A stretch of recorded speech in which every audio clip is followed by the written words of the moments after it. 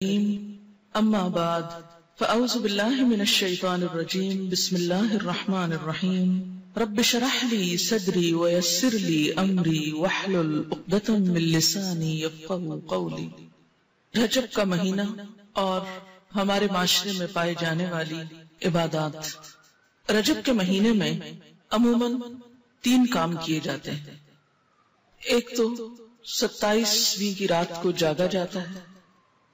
پھر اگلے دن روزہ رکھا جاتا ہے، رات کو جاگ کر عبادت کی جاتی ہے، اور اس کی وجہ یہ بتائی جاتی ہے کہ اس رات حضور اکرم صلی اللہ علیہ وسلم معراج پر تشریف لے گئے، اور روزہ اسی مناسبت سے ایک فضیلت کا کام سمجھ کر رکھا جاتا ہے۔ تیسری چیز جو اس مہینے میں عام ہے وہ کونڈے کرنا ہے، جن کو امام جعفر رحمت اللہ علیہ کے نام سے منسوب کیا جاتا ہے۔ آج ہم ان تینوں چیزوں کا جائزہ لیں گے کہ ان کی حقیقت کیا ہے اور اس بارے میں ہمارا طرز عمل کیا ہونا چاہیے۔ رات کی عبادت، دن کا روزہ شب معراج کی نسبت سے، اور 22 رجب کو کونڈے کرنا امام جعفر کی نسبت سے۔ ان چیزوں کا جائزہ لینے سے پہلے یہ بات ہم اپنے ذہن میں پھر سے دہرا لیں کہ دین دراصل وہ دین ہے جو اللہ سبحانہ وتعالی نے ہم کو دیا ہے،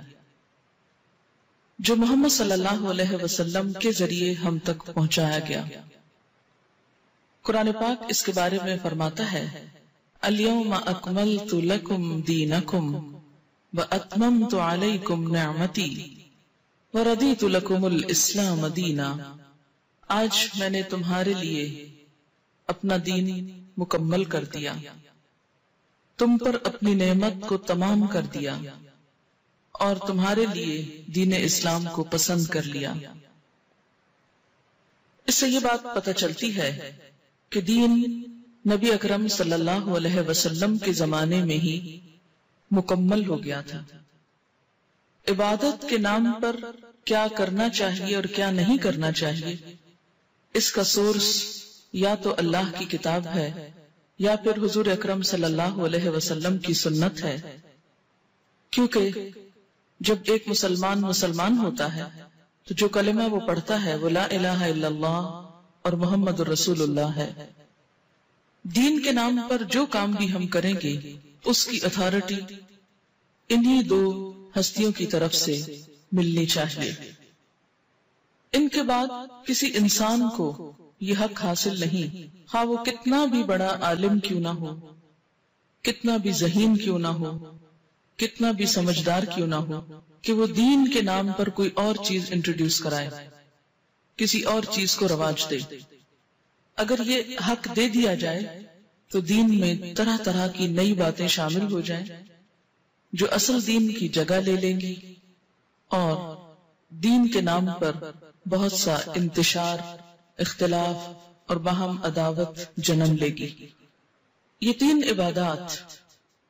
رات کا جاگنا، دن کا روزہ،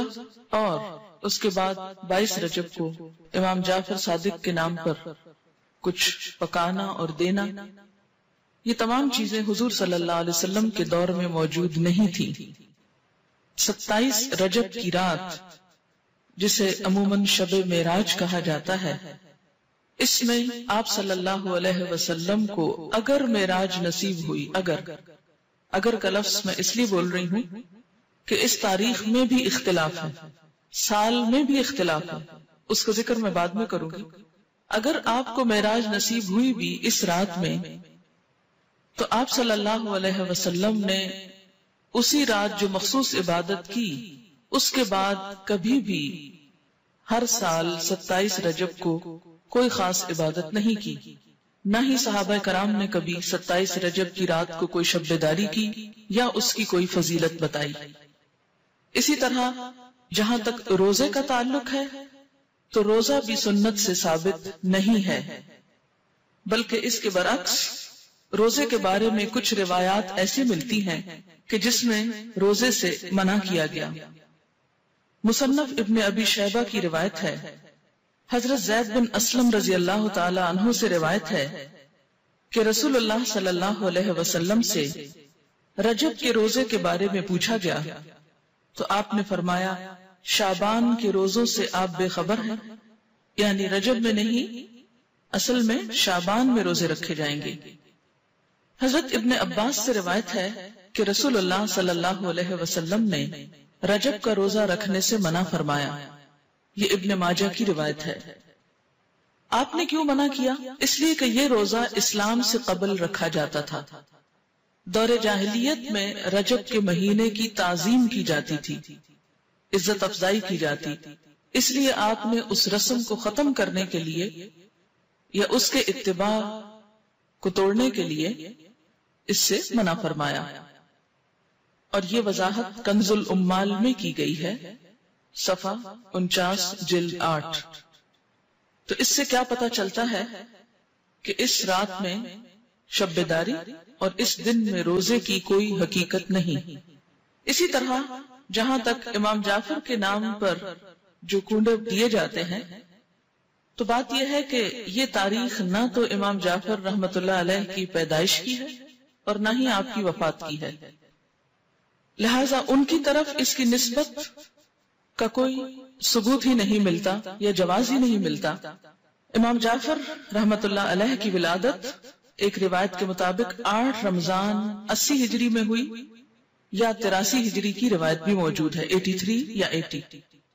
اور وفات شوال کے مہینے میں 148 ہجری میں ہوئی۔ اس لیے نہ تو ہم یہ کہہ سکتے ہیں کہ آپ کی پیدائش کی خوشی میں یہ ہو رہا ہے، اور نہ ہی یہ کہہ سکتے ہیں کہ آپ کی وفات کے ضمن میں یہ کوئی کام ہو رہا ہے، اگرچہ اصلاً ہی کسی کی پیدائش یا کسی کی وفات پر کچھ کھانا پکانا یا مخصوص کھانے پکانا اسلام کی روح کے مطابق ہی نہیں۔ اسلام میں صدقہ خیرات کا جو تصور ہے وہ یہ کہ انسان جب اپنے پاس کچھ مال پائے یا کسی ضرورت مند کو دیکھے تو وہ صدقہ خیرات کرے۔ اسی طرح اسلام نے صدقہ خیرات کی کچھ مخصوص شکلیں نہیں بتائیں کہ وہ حلوہ ہو یا کھیر ہو یا پوریاں ہو یا چاول ہو یا دیگ ہو یا بریانی ہو یا کوفتے ہو، نہیں، اس لیے کہ اسلام ایسی کسی تکلیف میں انسان کو نہیں ڈالتا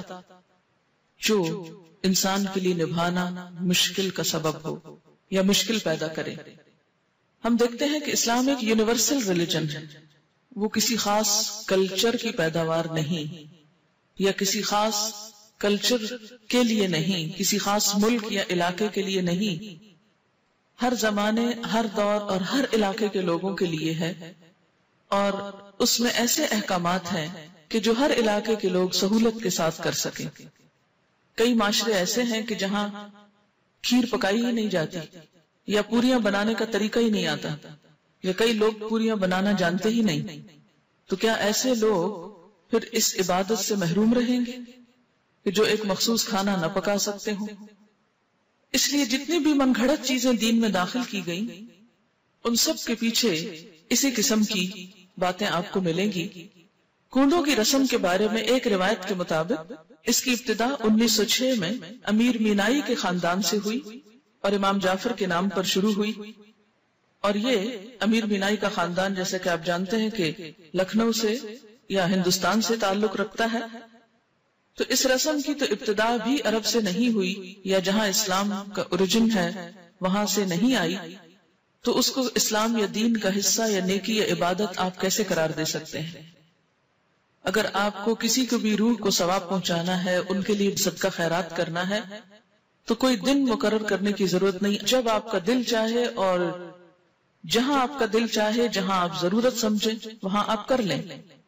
اور صرف چند مخصوص اشخاص کے لیے ہی نہیں، اس سے زیادہ کے لیے بھی آپ کر سکتے ہیں۔ پھر اسی طرح شب معراج، جس کا تعلق حضور صلی اللہ علیہ وسلم کے آسمان پہ جانے سے ہے، اس کی حقیقت کے بارے میں اور اس کی کچھ تفصیلات کے بارے میں آپ سے بات کروں گی۔ اگر کوئی شخص اس دن کو بہت اہمیت دینا ہی چاہتا ہے تو وہ بھی اپنے عمل پر غور کرے۔ ہم دیکھتے ہیں کہ اس تاریخ کے بارے میں بے شمار اختلافات ہیں، یعنی تاریخ یا مہینہ یا سال کے بارے میں یا اس کے اجزاء کے بارے میں تقریباً 36 اقوال ہیں۔ بعض کے خیال میں یہ ربیع الاول میں ہوئی، بعض نے رمضان کا مہینہ قرار دیا، بعض نے ہجرت سے 1 سال پہلے، بعض نے 1 سال 6 ماہ کہا، بعض نے 1 سال 5 ماہ کہا، کسی نے 1 سال 2 ماہ کہا، کسی نے 3 ماہ کہا، کسی نے 1 سال 4 ماہ کہا، یعنی بے شمار اقوال ہیں اس کے بارے میں۔ ایسا کیوں ہے کہ ایک اتنا بڑا واقعہ ہوا اور اس کی تاریخ بھی صحیح معلوم نہیں؟ اس کی بنیادی وجہ کیا ہے؟ اس کی بنیادی وجہ یہ ہے کہ اسلام کے دور اول میں لوگوں کو تاریخوں سے زیادہ دلچسپی نہیں تھی، وہ تاریخیں صرف یاد رکھتے تھے حج کی یا رمضان کی، جس میں مخصوص عبادات کرنا ہوتی تھی۔ اس کے علاوہ کون کس دن فوت ہوا، کس دن پیدا ہوا، یہ چیزیں ان کے نزدیک کچھ بہت اہمیت کی حامل نہیں تھی۔ یہ کون سا واقعہ کس دن ہوا، وہ واقعے کو تو دیکھتے تھے، اس کی روح کو تو دیکھتے، لیکن اس کی تاریخ ان کے نزدیک ایک غیر اہم چیز تھی، کیونکہ ان کے ہاں دن منانے کا رواج ہی نہیں تھا۔ صحابہ کرام کے اندر ہمارے معاشرے کی طرح دن منانا، اینیورسریز اور اسی طرح برسی اور ولادت کے دن، یہ تمام چیزیں اس کلچر کا حصہ نہیں تھی، یعنی اسلامی کلچر کا بیسیکلی۔ اسلام میں جو اہم دن ہیں جیسے عیدیں ہیں یا مہینے ہیں، رمضان اور حج کا مہینہ ہے، یا اسی طرح کچھ اور مہینوں کی فضیلت ہے جیسے محرم کے روزوں کی فضیلت ہے، یا ذوالحج کے ابتدائی عشرے کے روزوں کی فضیلت ہے، یا شعبان کے روزوں کی فضیلت ہے، یا ہر مہینے 3 دن ایام 20 کے روزے کی بات آئی ہے، یہ دن تو شریعت نے خود مقرر کر دیے۔ لیکن اس کے علاوہ باقی چیزیں بعد کے دور میں پیدا ہوئی، ان کو دین کا حصہ بنا لینا اور ان کے اوپر اس طرح پابندی سے عمل کرنا جیسے نماز کی پابندی کی جاتی ہے، تو یہ دین میں نئی روایات پیدا کرنے کے برابر ہوگا۔ اگر ہم ایک مشہور روایت کے مطابق مان ہی لیں کہ یہ رات معراج کی رات ہے، تو آئیے دیکھتے ہیں کہ معراج کی رات میں آپ صلی اللہ علیہ وسلم کو کیا کچھ دکھایا گیا۔ آپ نے بنیادی طور پر اچھے اور برے کام کرنے والوں کے انجام دیکھے۔ تو احادیث کی کتابوں میں معراج کے بارے میں جو کچھ ملتا ہے اس کی تفصیل آپ کے سامنے رکھوں گی تاکہ اس سے ہم کچھ سبق لیں، کیونکہ وہ ایک سبق آموز واقعہ ہے، اور ان اعمال سے بچیں جن پر سزا آپ صلی اللہ علیہ وسلم نے دیکھی اپنی آنکھوں سے، اور وہ کام کریں جن پر جزا آپ صلی اللہ علیہ وسلم نے اپنی آنکھوں سے دیکھی۔ قرآن پاک میں اللہ سبحانہ وتعالی نے فرمایا، سبحان الذی اسری بعبدہ لیلا من المسجد الحرام الی المسجد الاقصی الذی بارکنا حولہ لنریہ من آیاتنا انہ هو السمیع البصیر۔ سورۃ بنی اسرائیل۔ پاک ہے وہ خدا جو اپنے بندے کو رات ہی رات مسجد حرام سے مسجد اقصی تک لے گیا، جس کے آس پاس ہم نے برکت رکھی ہے تاکہ ہم اسے اپنی قدرت کے بعض نمونے دکھائیں۔ یقیناً اللہ تعالیٰ ہی خوب سننے والا اور دیکھنے والا ہے۔